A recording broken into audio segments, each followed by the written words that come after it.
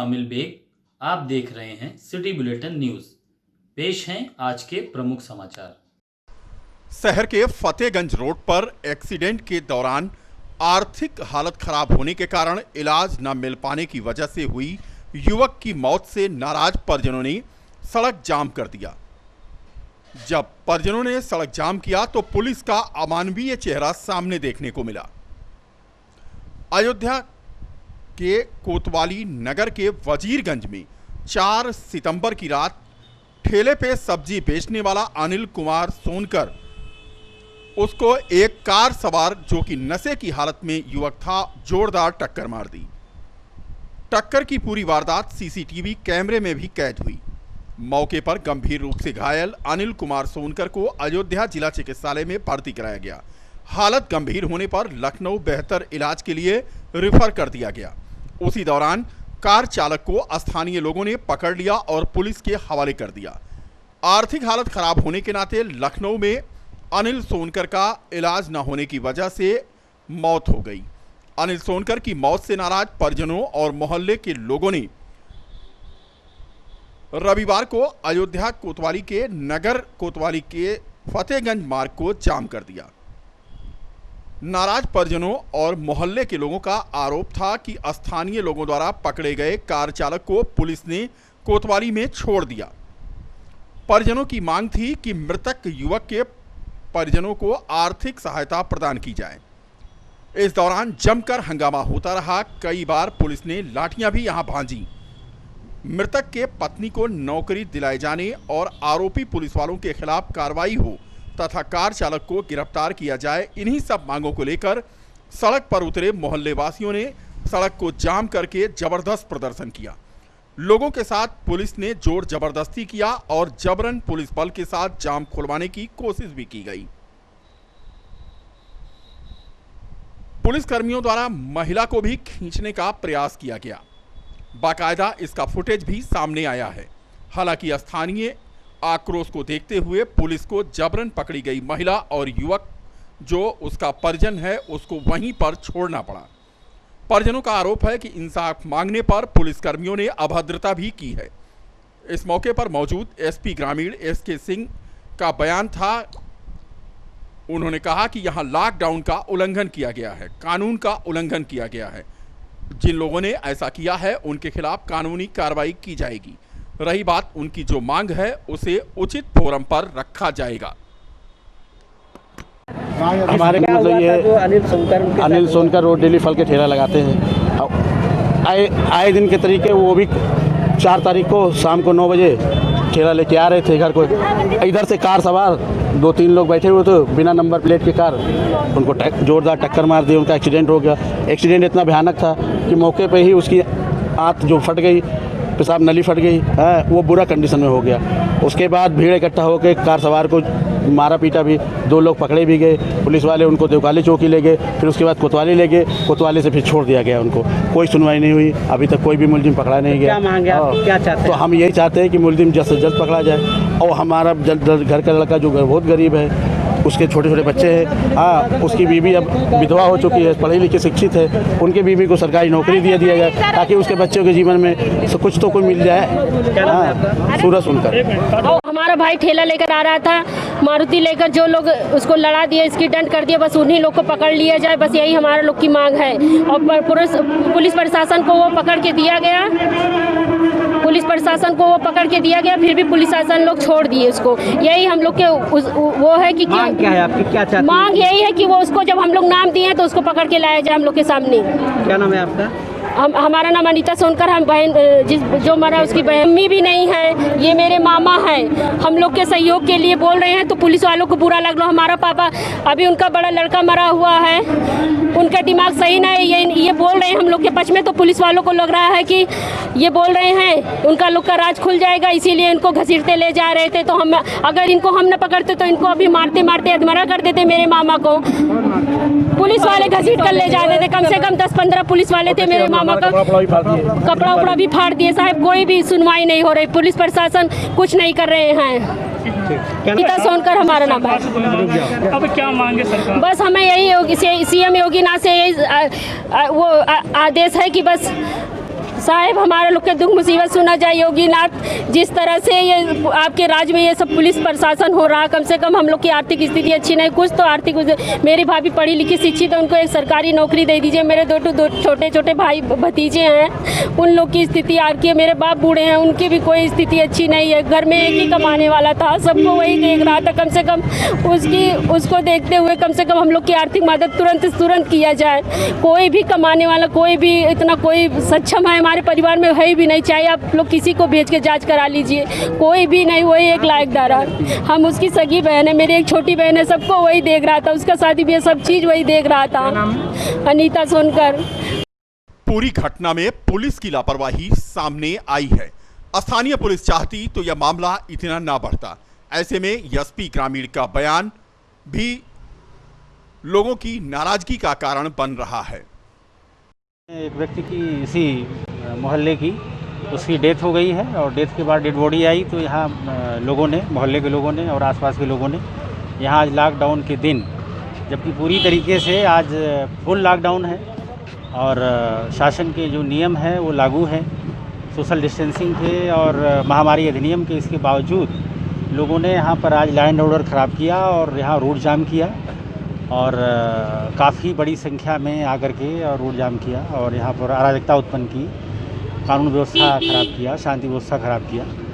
और इसके बाद पुलिस फोर्स पहुँची है, सभी मजिस्ट्रेट और हम लोग यहाँ आकर के बात करके और कुछ इन लोगों को सख्ती से यहाँ से हटाया गया और घर वालों को समझा बुझा करके डेड बॉडी पीएम के लिए गई है और इसके बाद पीएम के बाद उसका अंतिम संस्कार कराया जा रहा है। और इस प्रकरण में अभियोग दर्ज है, उसकी विवेचना हो रही है, जो भी दोषी होंगे उनके खिलाफ पूरी मुकम्मल कार्रवाई होगी। और आज भी जो ये यहाँ पर घटना हुई है, ये जो कानून तोड़ करके इन लोगों ने किया है, वो भी चूँकि नियम सबके लिए बराबर है, उसमें भी अभियोग दर्ज होगा और उसमें भी विधिक कार्रवाई होगी। इनकी मांग है सर कि जो है उनको कुछ आर्थिक सहायता चाहिए और एक नौकरी, तो क्या वो उनकी जितनी बातें हैं वो सब लिखित रूप से हम लोग मांग रहे हैं, वो दे रहे हैं और उसको जिस फोरम पर भी जहाँ जैसे भेजना होगा, जो भी नियमानुसार उनकी जैसी भी मदद हो सकती है, प्रशासन पूरा उनके साथ है, पूरा सहयोग करेगा। उनके परिवार वालों का आरोप है कि जनता ने कुछ लोगों को पकड़ के पुलिस को सौंपा था, पुलिस ने उनको छोड़ दिया। ये उनकी बात है, अभी तक ऐसी कोई बात संज्ञान में नहीं आई है, लेकिन अगर उनकी ऐसी कोई बात है तो उसकी भी जांच हो जाएगी कि उसमें क्या सत्यता है। लेकिन ये प्रशासन का क्लियर स्टैंड है कि इसमें जो भी सही विधिक कार्रवाई है नियम के अंदर, कानून के अंदर, वो मुकम्मल होगी। लॉकडाउन का जो उल्लंघन जो किया गया है, लॉ एंड ऑर्डर जो खराब किया, उसमें सब किस तरह, उसमें भी कानून सबके लिए बराबर है, उसमें भी नियमानुसार अभियोग दर्ज करके और उसमें विधिक कार्रवाई होगी। रविवार को इस पूरी घटना का सीसीटीवी फुटेज भी सामने आया है। तस्वीरों में देख सकते हैं ठेला वाला ठेला लेकर आ रहा था कि तभी उसे कार ने टक्कर मार दी।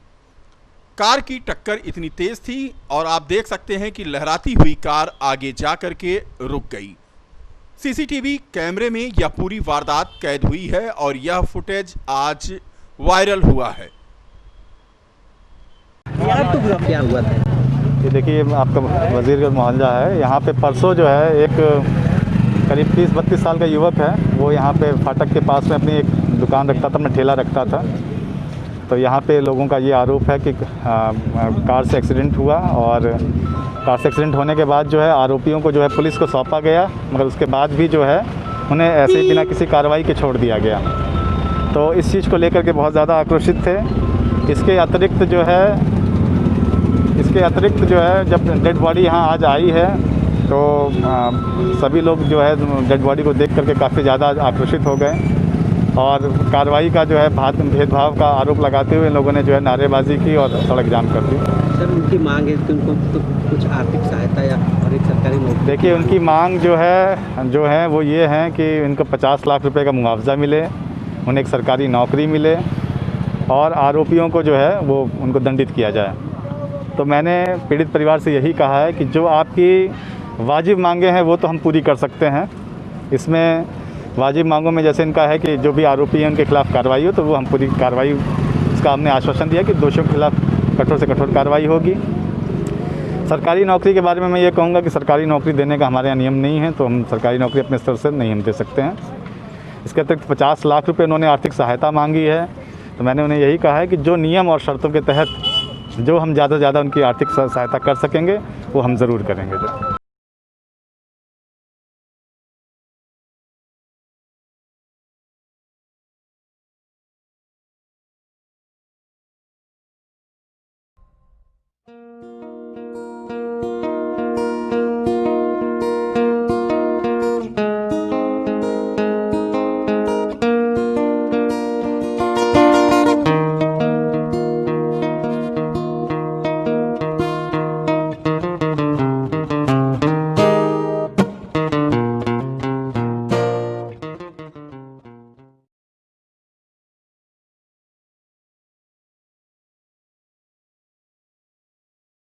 कोतवाली अयोध्या के रायगंज चौकी क्षेत्र के कनीगंज में बीती रात हिस्ट्री सीटर राजेश निषाद को गोली मार दी गई थी, जिसकी देर रात मौत हो गई।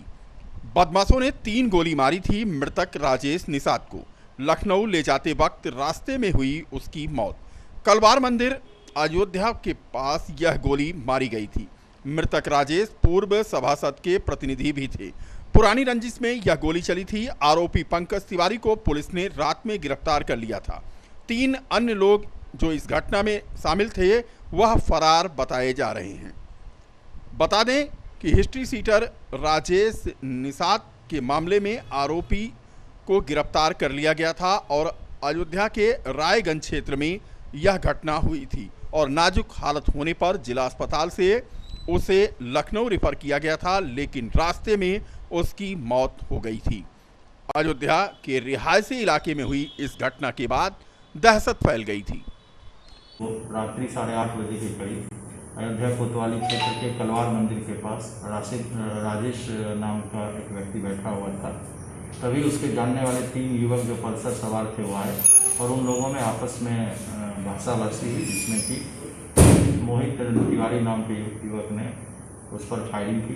राजेश को पुलिस के द्वारा और यहाँ हॉस्पिटल में पहुँचाया गया, जहाँ से उसे ट्रॉमा सेंटर के लिए रेफर किया गया। राजेश निषाद पर पहले से यहाँ पर अयोध्या थाने में मुकदमा दर्ज है और इनके जो परिजनों के द्वारा यह बताया गया, राजेश के परिजनों के द्वारा, कि मोहित, पंकज, नवीन पांडे और सिंटू का इसमें रोल है। पुलिस के द्वारा तत्काल मौके की घेराबंदी की गई। अभियुक्तों द्वारा उपयोग में लाए गए बाइक को पुलिस ने अपने कब्जे में ले लिया है और पुलिस ने तत्काल कार्रवाई करते हुए मुख्य अभियुक्त पंकज को अपने हिरासत में ले लिया। लायंस क्लब की ओर से अयोध्या में चिकित्सा कर्मियों को कोरोना से बचाव के उपकरण उपलब्ध कराए गए। जिले में चिकित्सकों और पैरामेडिकल स्टाफ के लिए लायंस क्लब की ओर से 100 पीपीई किट और 2 थर्मामीटर चिकित्सा विभाग को दिए गए। अयोध्या पहुंचे लायंस क्लब के मल्टीपल काउंसलर चेयरमैन डॉक्टर क्षितिज शर्मा ने कहा कि क्लब दैविक आपदा से निपटने के लिए कोरोना काल में हर संभव सहायता उपलब्ध करा रहा है। 8 जिलों में क्लब की ओर से किट और थर्मामीटर वितरित किए गए हैं। इस मौके पर लायंस क्लब के मल्टीपल काउंसलर के चेयरमैन डॉक्टर शर्मा ने कहा कि 5 महीने के पूर्णकाल में क्लब ने अपनी अहम भूमिका निभाई है। दिहाड़ी मजदूरों को भोजन और राशन किट वितरित करने के साथ निःशुल्क मास्क और सैनिटाइजर भी उपलब्ध कराए जा रहे हैं। सेवा करने के लिए हमने 1968 में लायंस क्लब्स इंटरनेशनल फाउंडेशन की एक विंग बनाई और 1968 से लेकर आज तक 52 साल में लायंस क्लब ने 1 अरब से ऊपर का पैसा धनराशि जो है पूरी दुनिया में सहायतार्थ खर्च की हुई है। सर, कोरोना महामारी तो चलते हुए अब 5.5 महीने हो रहे हैं। 5.5 महीने में जब शुरुआत हुई थी, जब 4-5 मरीज थे और लोग डर के घर में बैठे हुए थे, उस समय अचानक लॉकडाउन की वजह से जनमानस में जो डेली वेज लेबरर्स थे उनको खाने पीने की समस्या हो गई। सबसे पहले हम लोगों ने खाना बना करके पैकेट बांटने शुरू किए और वृहद स्तर पे बांटा, पूरे पूर्वांचल में बांटा, हर जिले में बांटा। अयोध्या जिले के सोहावल क्षेत्र के सामाजिक कार्यों से जुड़े कई क्षेत्रों में उतर चुकी केआरसी मीडिया कॉरपोरेशन परसेंट ने फिल्म क्षेत्र में उतरकर एक भोजपुरी फिल्म परवाज के प्रमोशन के लिए मीडिया के बीच अपनी बात रखी। ग्रुप की शिक्षण संस्थान पब्लिक स्कूल में पत्रकारों से मुखातिब होते हुए फिल्म के निर्माता शशिनाथ दुबे ने बताया कि फिल्म पूरी तरह से अयोध्या की मिट्टी की खुशबू का महत्व, नारी सशक्तिकरण और पत्रकारिता पर आधारित होगी। इस अवसर पर फिल्म यूनिट के सह निर्माता अमित दुबे, अभिषेक दुबे, चरित्र अभिनेता अनिल कुमार विश्वकर्मा सहित अन्य लोग मौजूद थे। होता है और समाज को जो है एक सीख देना, फिल्म का मकसद यही रहता है कि मनोरंजन लोगों को दिया जाए और उसके साथ साथ मनोरंजन के साथ साथ भी एक अच्छी सी सीख लोगों को दिया जाए। आज का मेन यही है और इसी उद्देश्य को लेकर मैं अयोध्या जनपद में आया हूँ। और क्योंकि हमारा ये गृह जनपद है, मैं यहीं इसी माटी में जन्म मैंने लिया है और ये मेरा पहला प्रोजेक्ट है जो है फिल्म का। तो अपने ही क्षेत्र में, अपने ही लोगों के बीच में, अपने लोगों को साथ में लेकर मैं इसका जो है निर्माण जो है करने जा रहा हूँ। और